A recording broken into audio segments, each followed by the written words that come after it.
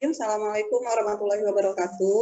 Waalaikumsalam Waalaikumsalam warahmatullahi warahmatullahi wabarakatuh. wabarakatuh.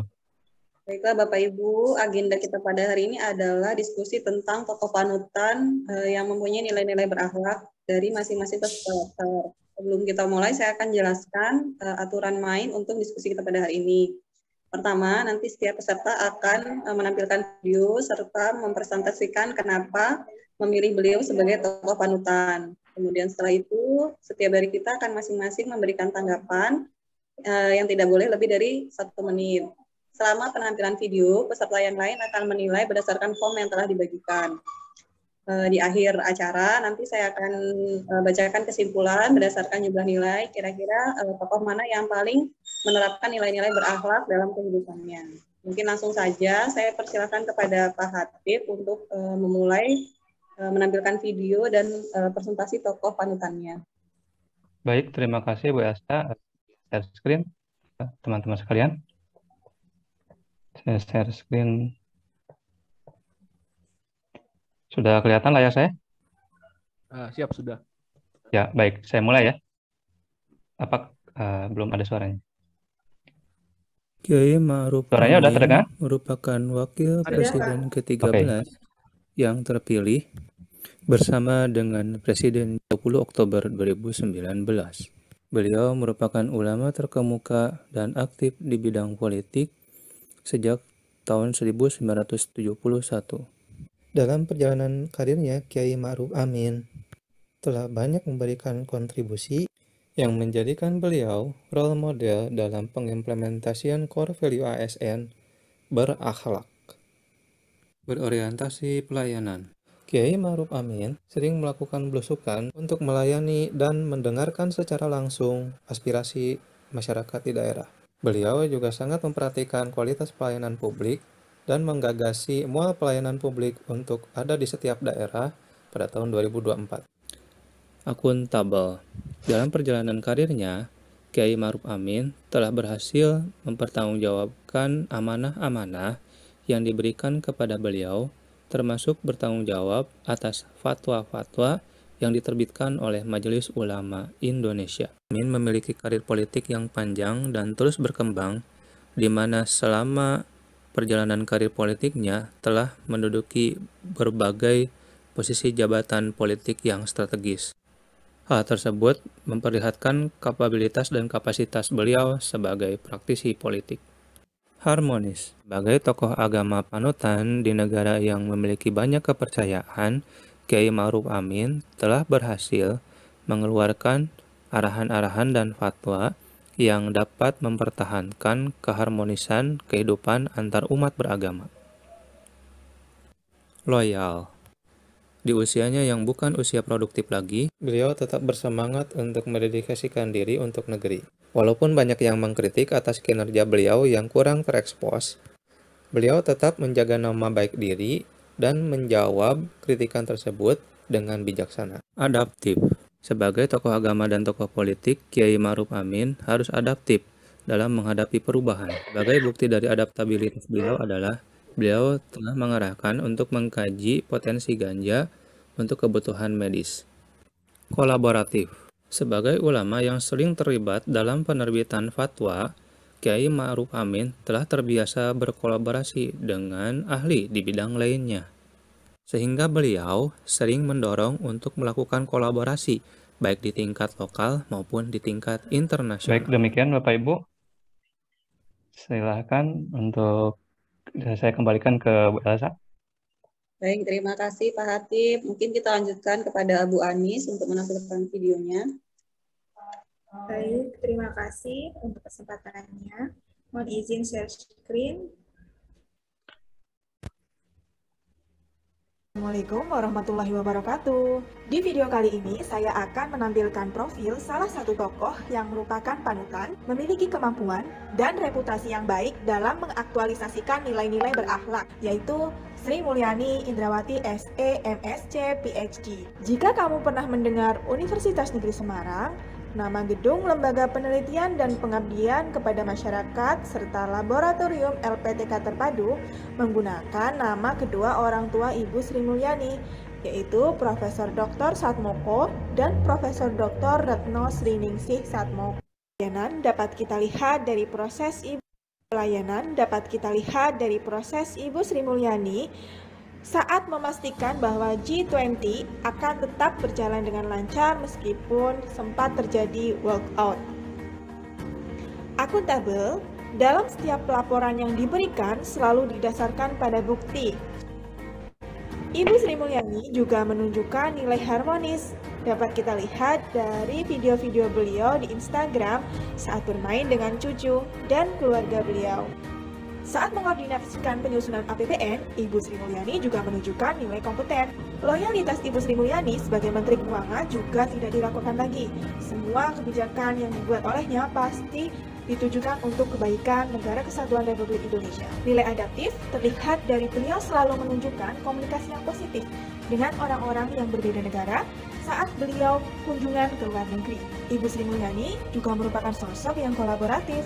Hal tersebut kita dapat lihat di video saat beliau bersedia mengajar di sekolah dasar untuk mengisi proses pembelajaran. Demikian tadi video profil tentang tokoh panutan yang mengaktualisasikan core value berakhlak. Terima kasih. Ya, terima kasih Ibu Elsa. Demikian tadi rekan-rekan video profil untuk panutan ASN berakhlak saya ambil Ibu Sri Mulyani. Terima kasih, saya kembalikan waktunya ke Bu Elsa. Baik, terima kasih Bu Anis untuk videonya. Kita lanjutkan ke Pak Abbas mungkin untuk memutarkan video tokoh panutannya. Jangan lupa diisi ya Bapak Ibu untuk form penilaiannya. Baik, terima kasih Bu Elsa. Saya share screen.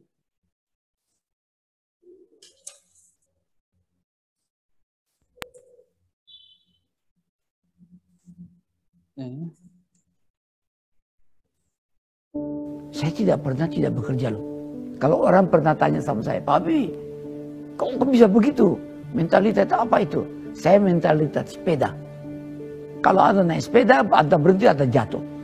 Jadi kalau saya berhenti bekerja, saya mati. Umur 80. Kalau ditanya Habibie umur berapa? 90 kurang 10. Tapi jiwanya 17 tahun.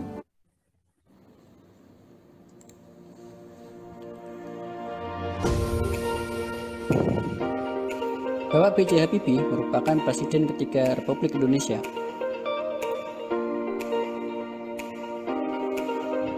Beliau adalah seorang sosok yang cerdas dan berkarakter. Kemudian, beliau melanjutkan pendidikannya ke Jerman Barat. Bapak Habibie jelas merupakan tokoh yang memiliki reputasi dan kemampuan dalam mengaktualisasikan nilai-nilai berakhlak. Berakhlak, berorientasi pelayanan, akuntabel, kompeten, harmonis, loyal, adaptif, dan kolaboratif. Sebelum menjabat sebagai presiden, beliau merupakan seorang profesor yang menemukan formulasi perhitungan untuk potensi rekahan pada kerangka badan pesawat. Beliau mampu memimpin Indonesia pada masa-masa kritis meski hanya 17 bulan. Beberapa prestasi beliau: lahirnya kebebasan pers, Bank Indonesia yang independen, melaksanakan pemilu setelah Orde Baru, dan mendorong generasi muda untuk terus berkarya.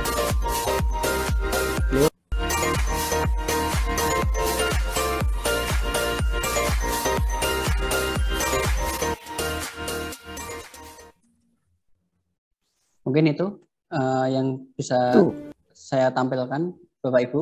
Itu tadi saya mencoba untuk menjelaskan secara implisit, tidak secara eksplisit, bahwa beliau itu sudah melakukan berorientasi objek dan lain sebagainya. Tadi terbukti dari beberapa prestasi beliau. Seperti itu. Terima kasih, saya kembalikan ke Bu Elsa. Baik, terima kasih Pak Abbas untuk video dan penjelasannya.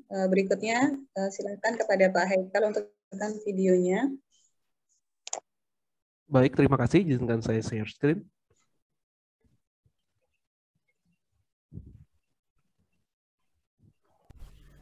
Sudah terlihat semuanya? Sudah, Pak. Oke, mari saya putar.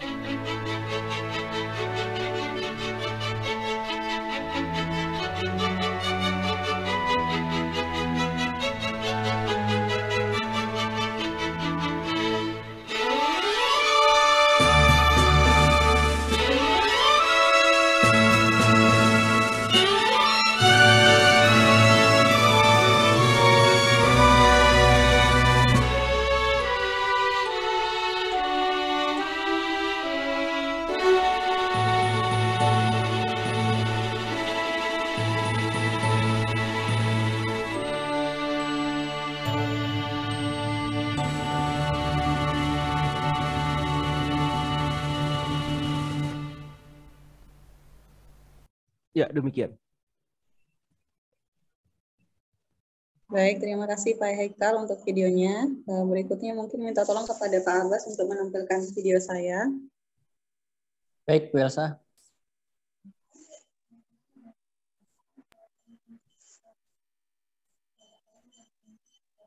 Benar yang ini, Bu Elsa? Profil Ya. tersebut toh? Ya. Ya.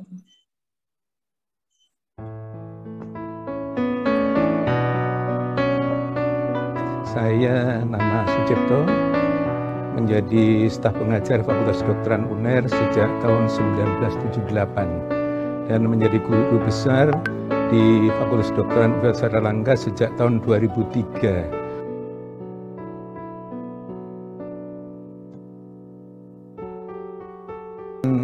Bekerja di Departemen Biokimia Kedokteran.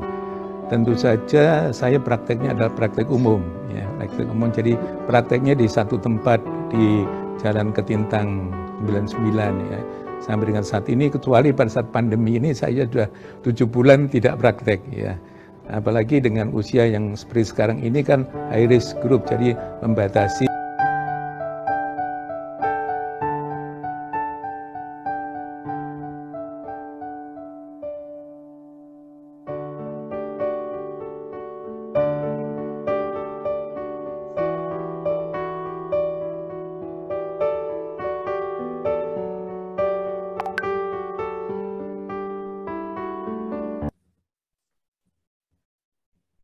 Ya, itu video dari saya. Jadi beliau adalah merupakan promotor saya sewaktu menyelesaikan studi di Surabaya. Mungkin Bapak Ibu silakan masing-masing orang memberikan tanggapan terhadap 5 tokoh tersebut. Bisa dimulai dari Pak Hatip.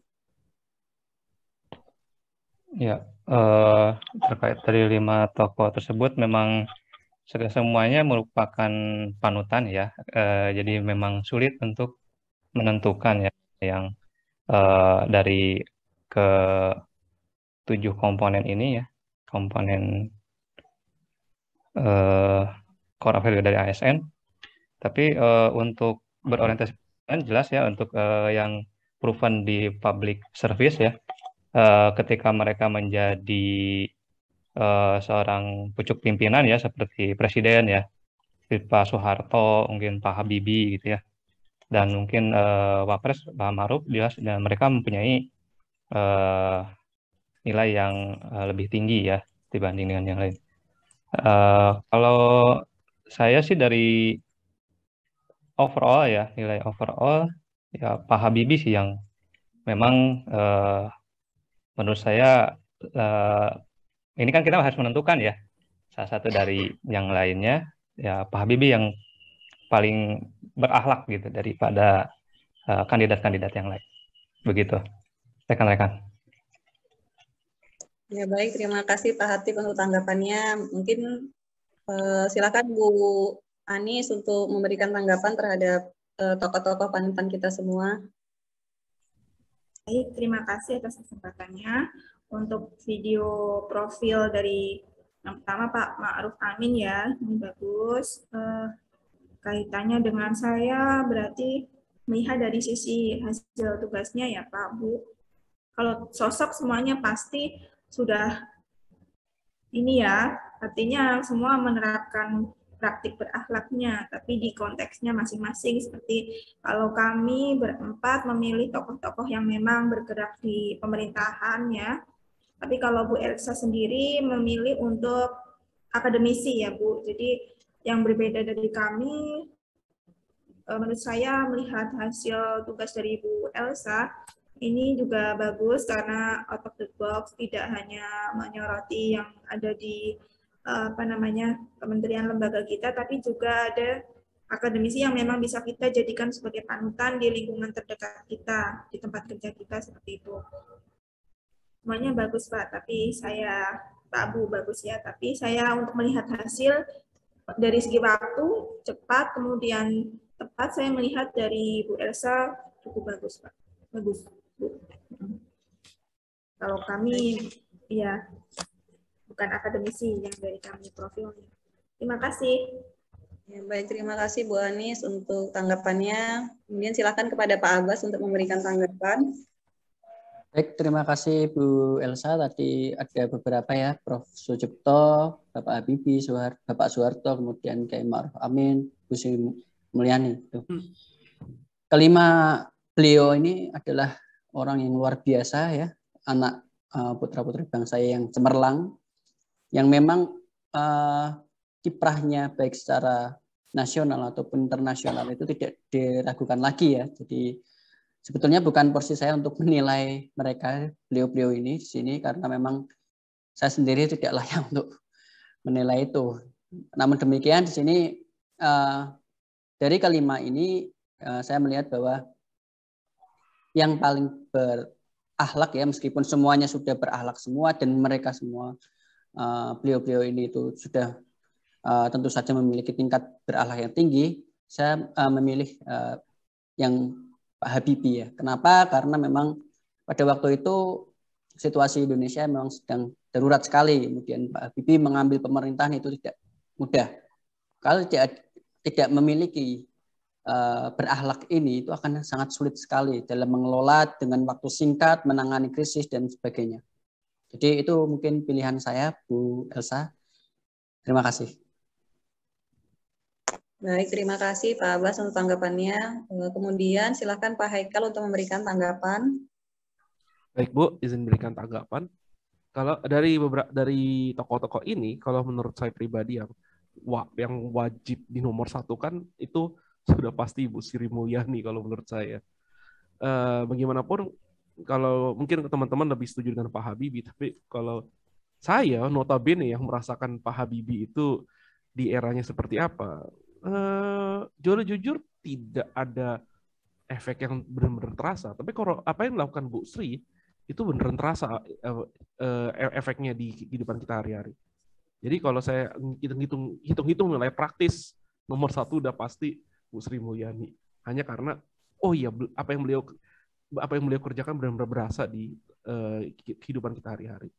Terima kasih. Baik, terima kasih Pak Haikal. Jadi di sini ada 3 tokoh, Pak Habibie, Bu Sri, dan Prof. Sucipto. Kalau dari saya pribadi, mungkin saya condong kepada Pak Habibie karena memang sudah mengagumi beliau. Terlepas kontribusinya, cuman berdasarkan rentang nilai yang saya lakukan di sini, Pak Habibie yang mendapatkan nilai paling tinggi. Jadi kesimpulannya dari beberapa tanggapan ada 3 suara untuk Pak Habibie, kemudian 1 suara untuk Bu Sri Mulyani dan 1 suara untuk Prof. Sucipto. Mungkin demikian Bapak Ibu. Jadi yang menjadi tokoh panutan terbaik berdasarkan nilai berakhlak adalah Pak Habibie ya, berdasarkan hasil diskusi kita. Sepakat Bu. Sepakat Bu. Terima kasih Bapak Ibu yang telah hadir pada hari ini. Marilah kita tutup diskusi kita pada hari ini. Saya mohon maaf sebagai MC atau sebagai moderator. Kita tutup. Saya akhiri. Wassalamualaikum warahmatullahi wabarakatuh. Waalaikumsalam warahmatullahi wabarakatuh. wabarakatuh. Kita langsung live nih.